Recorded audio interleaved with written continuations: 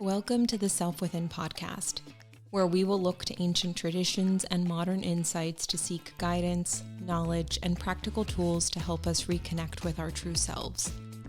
Join me, your host, as we explore various topics from mindfulness and meditation to energy healing, astrology, and much more. We'll hear from experts and everyday individuals to explore the connections that exist between mind, body, and spirit, and how we can use them for personal growth. To learn more about how to work with me, visit nunatherapy.com or follow me on social media at nunatherapy. Hi, everyone. Welcome to today's episode. I'm super excited because this is a topic that really deeply resonates with me. And we're going to be talking about the exploration between our bodies, our emotions, and the relationship that many of us can have with food throughout this journey. And speaking to us about this is Nia Carrillo. She is the founder of Eclectic Wellness. She's a holistic nutritionist and a mind-body practitioner. Thank you so much for being here. Thank you for having me. I love talking about this. I think every woman can relate to what we're about to share. Totally. And I just can't wait to really dive into it because I think there are so many different aspects of this. And so much of what we do hear about is really on the surface. And so I'm interested to go beneath all those layers and start to dig into where does this actually stem from? Like, how can we actually deal with some of these things that come up for us? But before we go into all of that, because I know this is going to get super juicy, I want to know more about you and your journey, really what led you to opening up your practice and then doing the work that you do, because so much of it really is, as I saw on your website, is about that subconscious healing and trauma that so many of us have, not just with food, but I would say our bodies and self-image, self-love, so much of that. So tell us more. Yeah, this is a great entry point into going underneath the hood because the whole reason I started a business, which in the beginning wasn't quite intentional. I was kind of like, there's this gap and I'm really passionate about this. And so I'm going to help people. And it's because I struggled with the same things myself. I actually think my journey with food and health and my body started really young, but consciously I can go back to like maybe 10 years old. And that's because I literally have a journal where I tracked my food. And when you're that age, I can remember having that journal. Like you think fourth, fifth grade, you're so mature and grown up. But now in my 30s, when I look back at that journal, that was really young. And that wasn't the beginning of this really sticky, uncomfortable relationship with not only my body, but also food. And it all began with a disconnection from myself. I had a lot of childhood trauma that, in a nutshell, was being abandoned by both of my parents by the age of 2 and raised by my grandparents who did the best they could given the circumstances. I mean, this was the early 90s. No one knew about nervous system regulation and having open trauma informed conversations like the way parents have these resources today. And I think in their way of protecting me, they kept so much information from me, especially because I was one of those students that excelled in school. And so I think they didn't want to interrupt the flow of that by being honest. Like, here's what happened and why. Like, don't make this mean XYZ, like those beliefs that get formed around 0 to 8. That's when the subconscious is formed. Right. So I had a lot of that turmoil going on in the background. And because my parents were both so young, there was just so much chaos that gets involved. So my family was very dysfunctional. And it was a lot of generational trauma. Like my grandparents had their children really young too. And so it was a lot of, and that translated to me feeling like an alien in my family growing up. I could understand so much so young. And I think a lot of children can. Mm. And be not like literally logically using the mind, but energetically absorbing it all and being like, where am I and how did I get here? because no one's giving the answers, or they're trying to spell things out and you can read between the lines. So that was like my environment. And I think the way for me was food, and this is something I know for a lot of women, food easily becomes this artificial means of connection.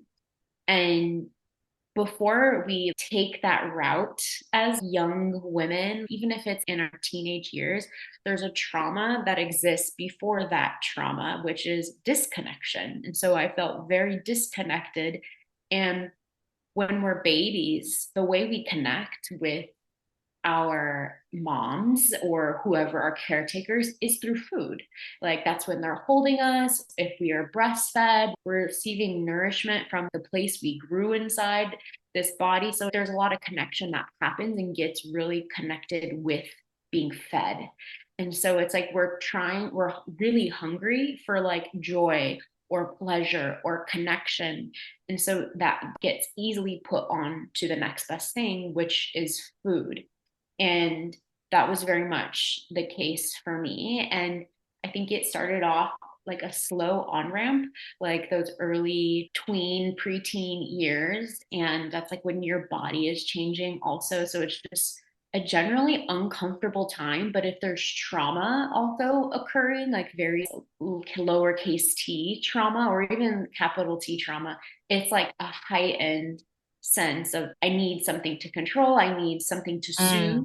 And food, because it's one of the top addictions, but because we need it, it's not like we can abstain from it. And some people do that with eating disorders like that. It became this way that like I didn't know what was going on, but I know I could self-regulate with food. So it was actually really smart of my body and it did protect me. And it ended up turning into a weight issue. And by the time I was 13, so let's say this issue started when I was 8, 9. By the time I was 13, I was over 200 pounds, which is really heavy for a young girl. And also, again, coupled with the discomfort of puberty and middle school, it was not a fun time for me. Like, I don't think a lot of people had fun during that time. And so it turned into diet culture also having that influence. I saw this TikTok the other day about how we would say Hilary Duff was chubby or Raven Simone, like these characters we saw on TV, and they were average teenagers, but so many people commented on their body. So we have this contrast of a skewed representation of what a healthy body looks like. So all that coupled in, and it turned into later eating disorders. And I think the problem that a lot of people think it's all in your head of like, if I just have more willpower, or if I just exercise more, or if I eat less, all of this will be fixed. But if we go back to the beginning of my story, which I think a lot of women will relate to, is that it started with an emotion, not eating too much or having bad genes or whatever. So we can't heal it by just doing physical things. And Western medicine really stunts that process. So people find me, and that's how my business formed in a really long nutshell. You said so many different things there that just hit home for me. And I don't even know where to start, to be honest. Yeah, it's so interesting. The story you talked about, like having this journal when you were 10 and knowing that it started around that time. And for me, I remember I was in high school and I don't know if I truly ever got down to that emotion that you talked about, but I remember having an experience where I ended up having to go to the dentist to get my wisdom teeth pulled out. So it like started in such a weird way.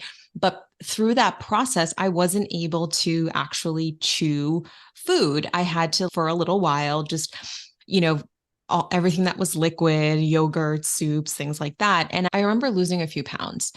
And that really just prompted this obsession of like, oh, I can keep losing weight if I just don't eat as much.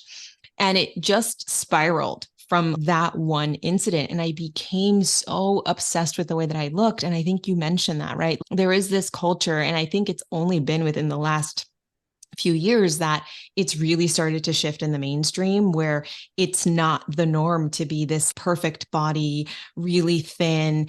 Beauty comes in so many forms. But at that time in the 90s, it was that look. And I think as women, and as girls that are just starting to develop into their bodies, your hormones, so many things are going on, and you're in high school and you want boys to like you or you want people to like you, right?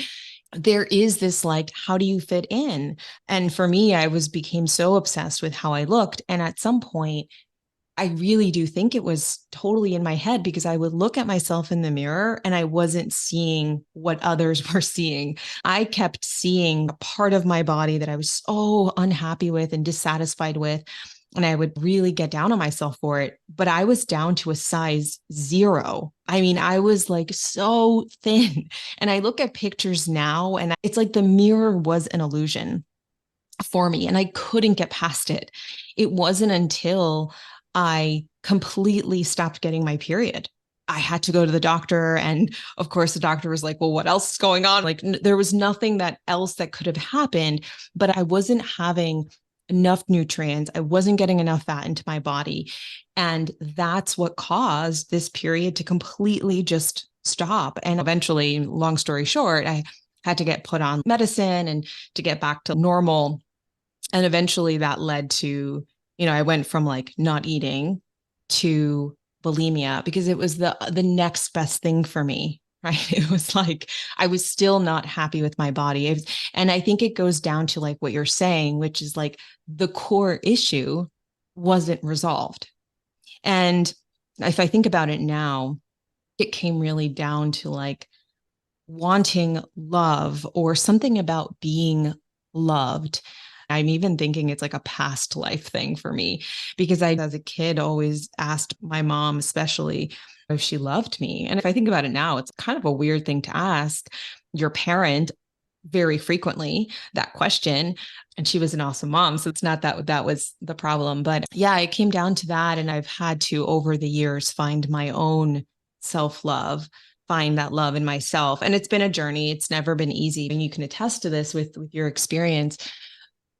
It's not like it's a short-term thing. Oftentimes, this is like this roller coaster of you're in the eating disorder, you come out, you go back in it, you go back out. And it can be this really long process. For me, if I started in high school, this lasted into like my mid 20s, even probably late 20s, if I think about it.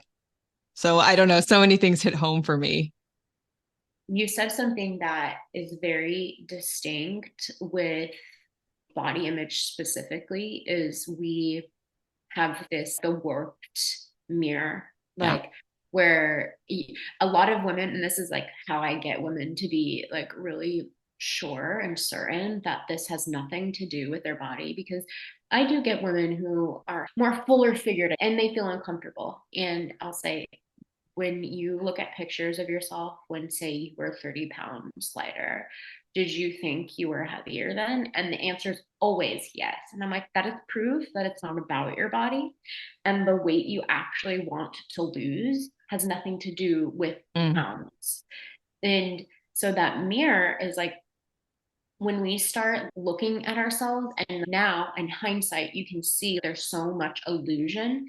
But a cue I tell a lot of women is, what are you actually rejecting?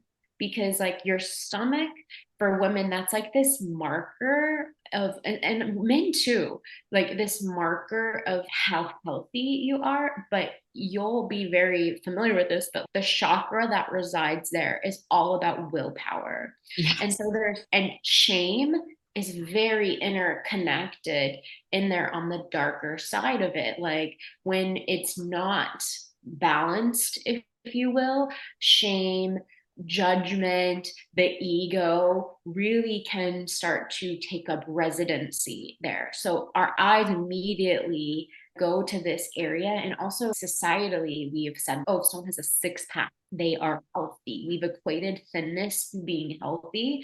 But like you gave a great example, there's so many thin women out there who can't even produce life because they can't even sustain their own, which means they lose their period. Like they Mm. have no fertility. So looking in the mirror, it's that heaviness that we're seeing, but it's not necessarily with our physical eyes.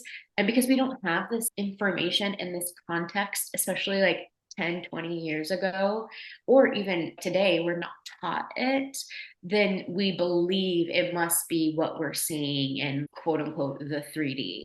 Because I see that with my eyes, I have this illusion, then that must be true. But what we're really seeing is maybe the heaviness that we're carrying from our parents. Like you mentioned, you had a great relationship with your mom and you felt very seen and loved by her, but there was a part of you that questioned, do you love me? What if you were feeling like her projections of her lack of self-love, or maybe the love she maybe had to overcompensate for because she didn't feel loved by her mom. So there's just so much that's around it that it's not what meets the eye. It is so much deeper. And we get in a lot of tricky situations with ourselves when we internalize it as others. And a lot of women carry shame from their mothers and the mother's mother, because that's just, women have been shamed for so long Mm. that we mistake it for ours because we're just so used to carrying it. That's so interesting that you're saying that, because I actually don't think I've ever thought about the fact that we can be influenced or impacted so much by the shame from generations, right? Or even just from like immediately our own parents or my own mom, and how that projection can happen, which is also another mirror. I mean, if we're really talking about it, right? That's super interesting because I really hadn't thought about it, but I loved that you talked about the chakras, because the solar plexus has been, it's like constantly comes up for me as like, that's the area you need to focus on. And that's the space that's right above the belly button. And it is the one that is so focused on the confidence that we have, the courage, our self esteem, our self respect. Like these are all of the things that when we are really down on ourselves, not just about how we look, but in other areas of our life, it really impacts the perception that we have, how we're feeling, all of those things. And so that's where we actually start going into the subconscious, right? And that stored emotional trauma. And I know that trauma can be stored in different areas for different people. It doesn't always have to be that solar plexus, but it could be like the root chakra at the base of your spine and so many other areas that also have an impact on our relationship with food or how we view ourselves and how we love ourselves. Yeah, you bring up a really good point when you mention the root. If you have an eating disorder of any kind, and there's eating disorder and then there's disordered eating. And I think a lot of women have disordered eating, like they may not be quote unquote anorexic or bulimic, but something that's very common is just like, oh, carbs are bad, the labeling of food, just this uncomfortable relationship with nourishment, because that is what food represents. And so if you have an iffy or uncomfortable relationship where even if there's a fear of, oh, if I eat this food, I'm going to get fat, or if I do this thing with food and I don't eat in a certain way, there's this fear or conditionality around it, that disordered pattern, there is a lack of safety in your body. And that goes all the way back to childhood, because now we're bringing in the nervous system. So it's like the way we try to gain control with that food. And because it represents the nourishment and connection and even a little bit of pleasure, we start to cut ourselves off by way of not eating or restricting our food, that it just brings us always to a deeper level. Like I would say I've never worked with any client in the last 7 years where we're not working on safety. So that could be something that like started in the womb for you, but you might not have conscious recollection of it, but your body knows, and it creates these patterns and habits which we can deem as bad or shadowy or negative. But really, any trauma pattern we have to honor it and thank it in some ways, even if it's like the worst addiction you could have, a drug addiction or whatever. It saved your life. And that was the best resource you had at that time. Was, I'm going to restrict food because that makes me feel in control. When it starts causing havoc in our life, like getting in the way of our relationships, and we call attention to it of like, I have to change it, that's a key telltale sign that thing no longer serves you. You're wearing the winter coat in summer and you can take it off. And it's safe to do so, that you can now graduate from this. But the thing people often jump to is this is bad, like a rejection of it. And what we reject will become louder because it doesn't feel honored and respected. And it also believes, because it's trapped in the past, that it has to keep taking over. And it doesn't feel safe for us to take over. So we have to learn those steps. And that's thus begins a healing journey of how do I build that trust and that safety with myself? Because now I'm reparenting me. So what does this part need from me that feels so unsafe? Now, you talked about even having an unhealthy relationship with food. It doesn't always have to be a disorder of any sort. And I mean, so many people that I know, like it's totally a topic of conversation where it's like, I'm on this diet or I'm cutting this out. And I'm wondering now, and I'd love your thoughts on this, is like, do I still have an unhealthy relationship with food? Because I never really sought professional help. I eventually somehow miraculously got over it. And I think I found a place where I got into a relationship. I found the love that I think I was craving. And over time, I've also found love for myself, but I still feel that thoughts creep in, and they creep in many ways. It could be like, oh, can't have too much of that, or I'm going to start to cut back on this because I've already had so much, right? So in some way, I do control myself. So I'm curious, do I still have an unhealthy relationship with food? And I think I'm scared to know the answer. I don't think you do as much as you think, but this is what I'll say.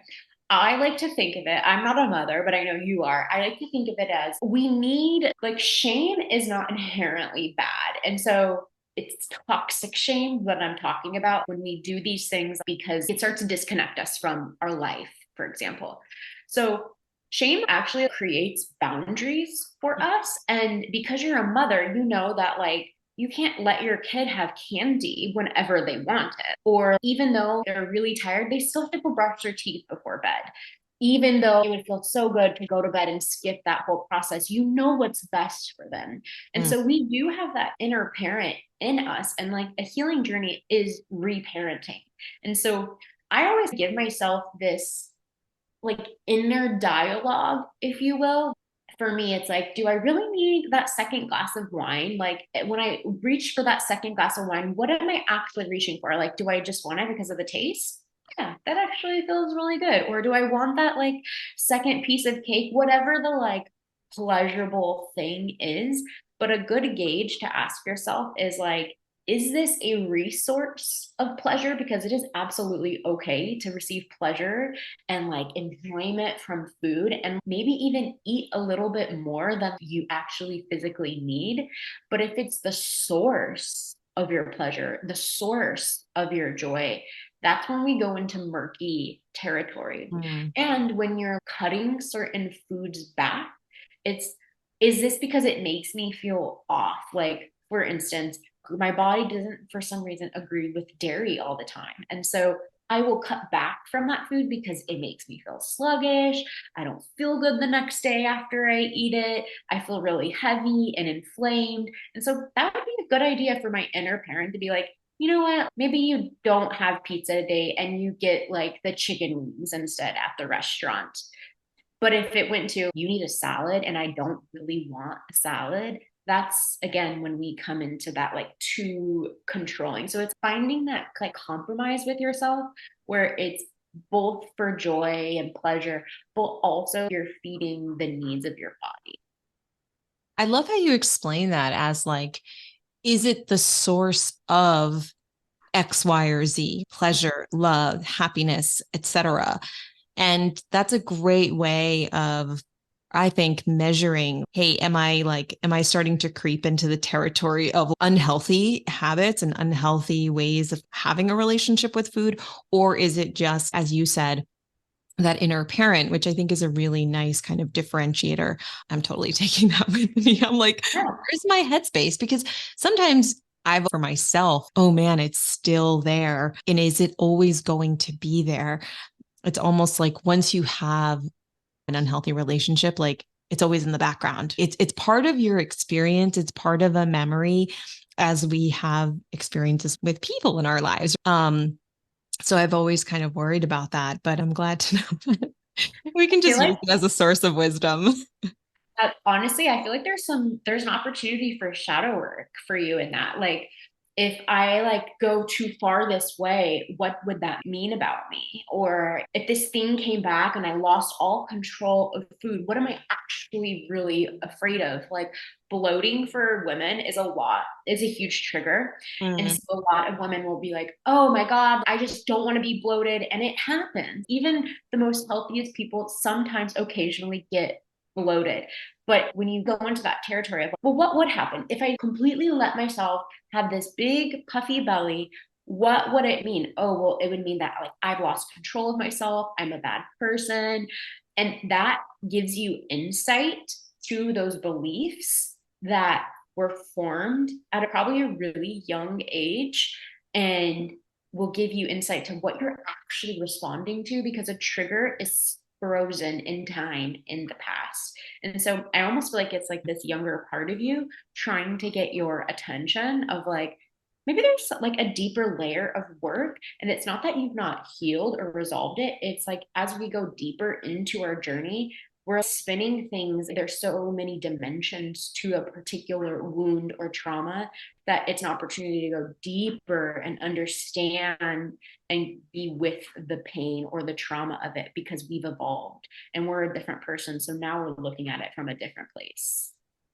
I love that. I think that's a great question for people to ask themselves when they do get there. It's like kind of creating or visualizing a scenario for yourself where the opposite is true or the opposite is happening. And then really starting to ask yourself, well, what would that mean for you? Where does that fear come from? We're talking about the root chakra and that safety and security that we need. And so many of us crave if we don't have it in our lives right now.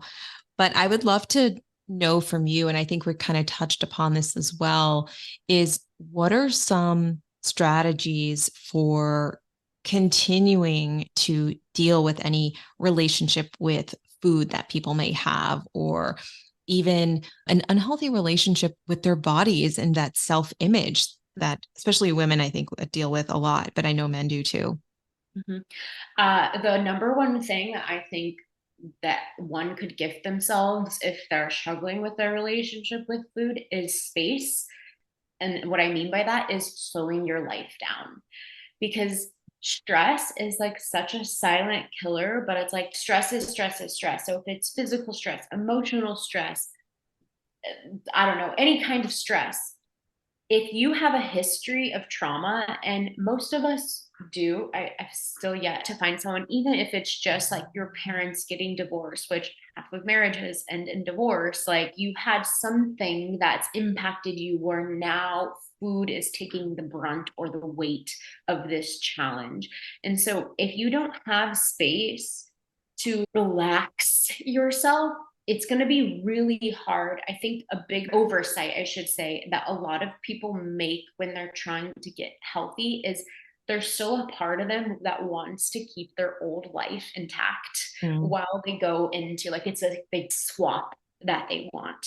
And the fact is like the version of you that you want to become and not having an unhealthy relationship with food, a version of you that nourishes themselves, respects themselves, like really takes care of themselves and loves themselves is not the same person that is you now and feels complete opposite from that. And so in order to transition, you have to have this slowness, this spaciousness, because the body communicates to us way slower than the mind does. And that's a really key differentiator when you're like connecting with the body. Like, is this anxiety from my mind or is this from my body? The body's so subtle, it's so soft. And if you're moving so fast in your life, you have this going on, you have no help, you're not going to be able to get a grasp on it because those bad habits are just going to creep in. So spaciousness and slowing down is like the number one thing that when I've worked with people in the past, that's probably the hardest thing of it all. Because if you're a parent, you can't really slow down as much, but there are small things that you can do, like instead of committing to social things with your friends, you take that time for yourself. Or if it's getting up just even 10 minutes earlier to do whatever it is that you want to do to nurture yourself. So finding those ways where you're creating a bumper and creating the boundary between you and the rest of your life. And that really just comes down to nervous system regulation. And once people get a little bit of a taste of it, of, oh, I have this time for me, this boundary of me, of taking care of myself, they're going to want more. And so that dives deeper into the concept of regulating your nervous system. You could take the highest quality supplements, be eating the most perfect diet, go to the gym 3 to 5 times a week. And this is where I meet a lot of women, and is this exact space, and still not be healthy, still feel like crap, still feel like you are in survival mode, because none of that matters if you are not regulated.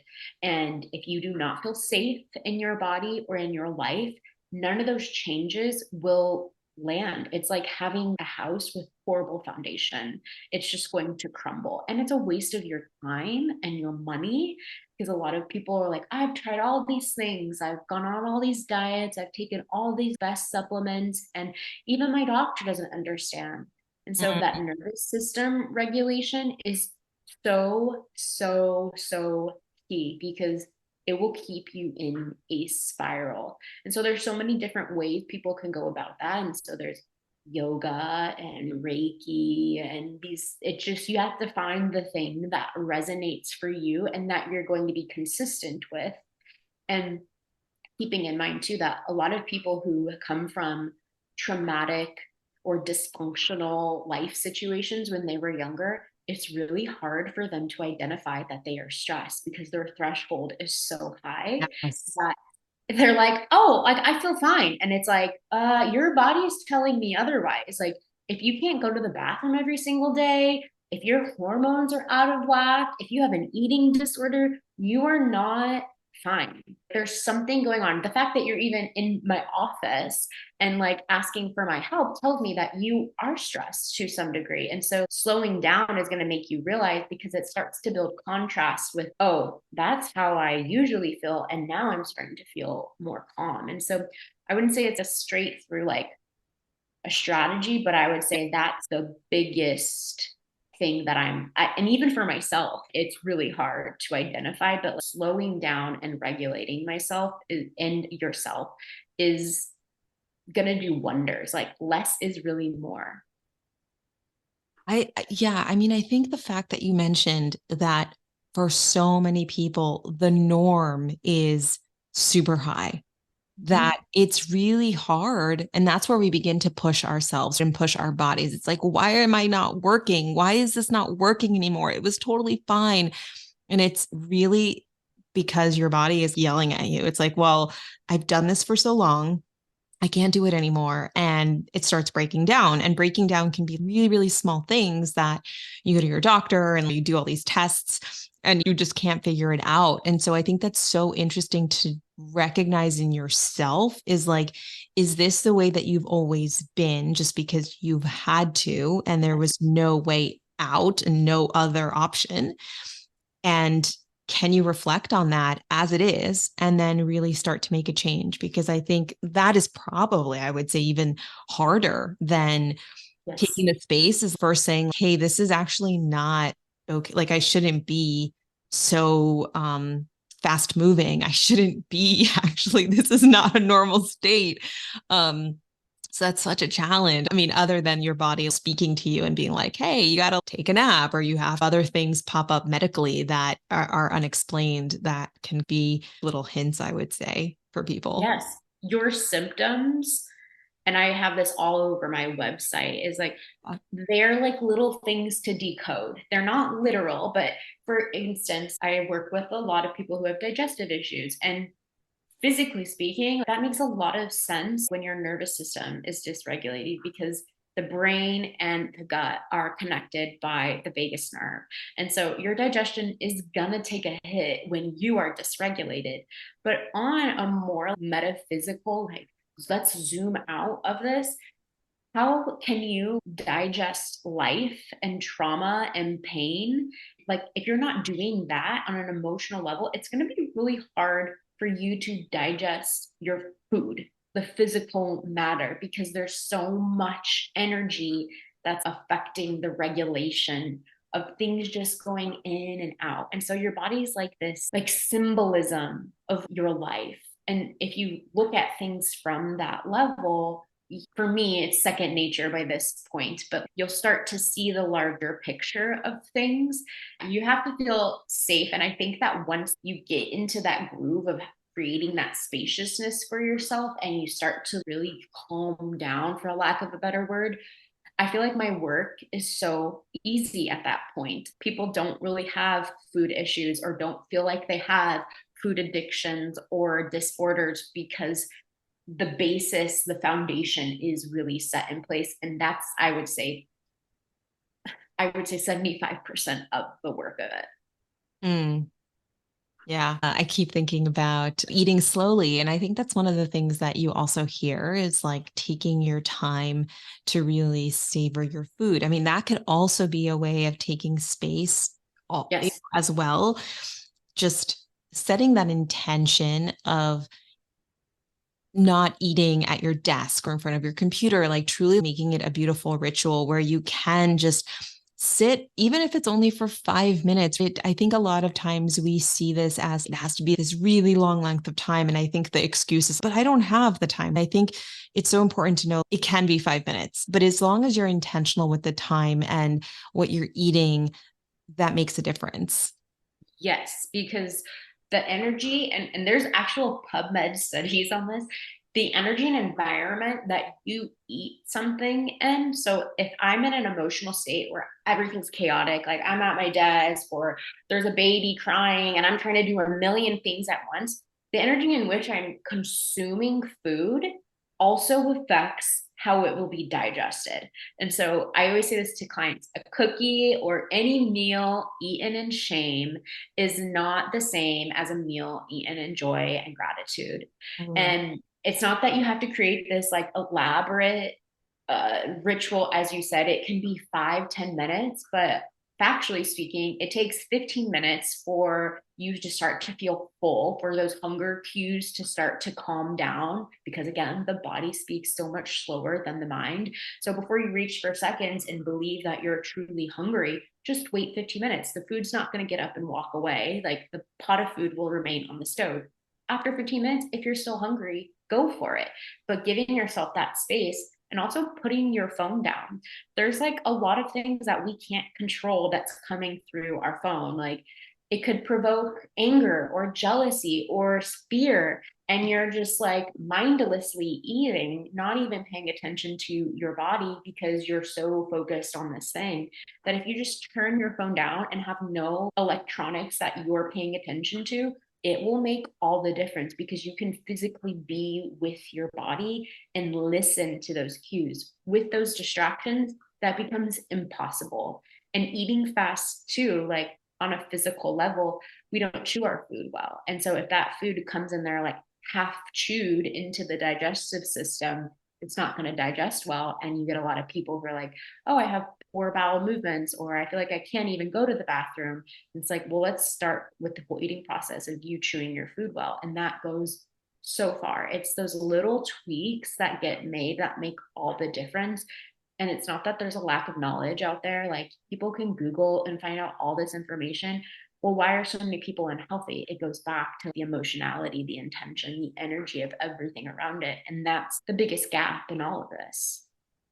So it sounds like first, it's really about getting conscious with your body and also recognizing your past, because I think there's something to be said about that. And if you haven't already started to do the work, I know so many people that are on spiritual journeys or personal development journeys. So some of this stuff I'm sure has already come up. But if you're not in that space or you haven't started to do the work, then start paying attention. I would say it sounds like start paying attention to the signals that your body is already sending you. And if those signals are making you feel a particular way, then start digging into your emotions, where things are stemming from. I think, as you mentioned at some point, it's not one size doesn't fit all, but it is really what resonates with people. And it's going to be different for everyone. And where our trauma comes from is different for everyone. And where we store those emotions is different for everyone.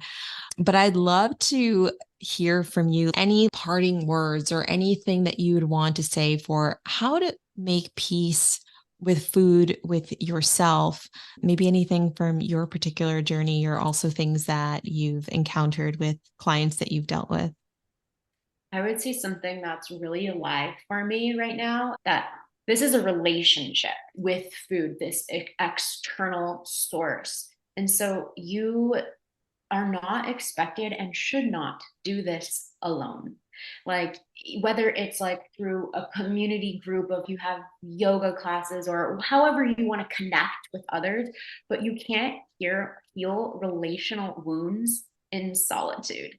Like that, it just doesn't work. You could get it intellectually and cognitively understand, but you're not going to actually embody that change until you start changing your relationship with the thing. And that can't be done alone. And I work a lot of times with women, and it's usually the eldest daughter or the daughter who's the cycle breaker of the family, or the high achieving, high performing girl that's just taken on all this stress and turned into a woman who just wants to feel safe. And so he has these control issues that land into food, create all these gut issues and health issues.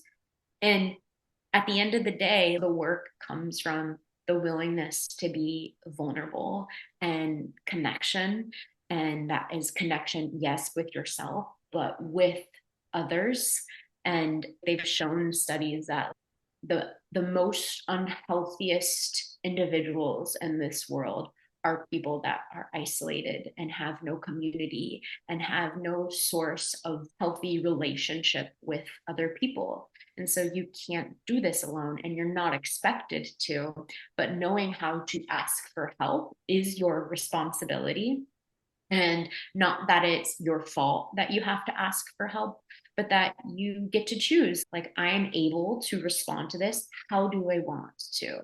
And so that starts the middle ground of not feeling like a victim, but also utilizing resources and stepping up for yourself is asking for help.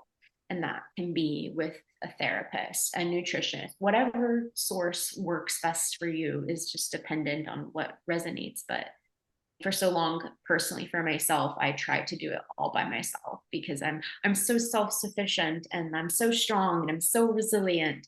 But that only got me to this point. And it will start to wreak havoc on the body and the mind when you realize, oh, I have to do something different or show up differently for myself. And that connection point is usually vulnerability, because it's a willingness to go back and feel those same feelings that we did as children, because children are so vulnerable. And that's why we're avoidant of it, because there's pain there likely. And that willingness to go to that space and connect with an individual or a family member or a friend or a spouse is going to take you so much further than just intellectually understanding the information. Yeah, I think also what you're saying about vulnerability, there's shame in asking for help too, because of that desire to want to be or want to be perceived as strong and being able to handle it. I think we all have this, like, I can do this on my own. I think we've grown up with that belief. Yes. Yes. And maybe it's a generational thing. I don't know if the new generation feels that way, but I do feel like at least our generation did, and even those before us, where there's this, oh, I'm just going to take it all on. I can do it. I'll prioritize. I can keep all balls up in the air and still be successful. And like knowing that it's not going to be super easy because there is pain that's there. And food is really just a way of masking it. It's a way of dealing on a day-to-day, because at least for me, it was like, you get to this point with it where it both like physically fills you, but then emotionally fills you to the point of you don't have to think about that thing that was driving you to that place. And I think that's when we go to these substances, it could be food, it could be drugs, it could be alcohol, it could be all these different types of addictions. I mean, we do it to really numb ourselves, because we don't want to feel, we don't want to have to deal with those things. Yeah, thank you for bringing that up, because I think it's important that we do get vulnerable, and knowing that there are safe spaces to go to, places to reach out. So how can people get in contact with you if they wanted to? I do have a group program. I do not do private coaching anymore because I realized it was something that didn't light me up. So I have a group program that will be reignited probably around February, March. And it is a program that takes people through the spiritual, physical, psycho dynamics of what it means to be healthy. And it's 4 months long. And so you go through a protocol that really does support your body, but it's a lot of nervous system regulation. And the program is completely trauma informed. So nothing comes in there with this diet mentality or cutting food out or even tracking food. I don't believe in that, because look at people in blue zones. Like, they've never picked up a MyFitnessPal or tracked those macros. So it's a completely trauma-informed setting, but so much incredible transformation comes from it. And it's basically everything I've learned for myself and my clients over the last 15 years put into one. So you can find that on my website. And I think the easiest way to like access all of my content is on Instagram, where I link my website and everything. I will definitely include that in the show notes. Thank you so much for joining today. I've had so much fun digging into this, and it's been so informative for me as well. I've never truly talked to anyone about this other than some close friends and family, but I love having your expertise and all of your knowledge. And you've provided some really, really good tips to really think about how we deal with food and our relationship, even with ourselves. So I'm so grateful for having you today. Yeah, thank you so much for having me. And I feel honored that you trusted me enough to share a piece of your journey. Thank you for listening. If you're interested in becoming a client and working with me, visit me at nunatherapy.com or follow me on social media at nunatherapy for regular content and inspiration. Until next time.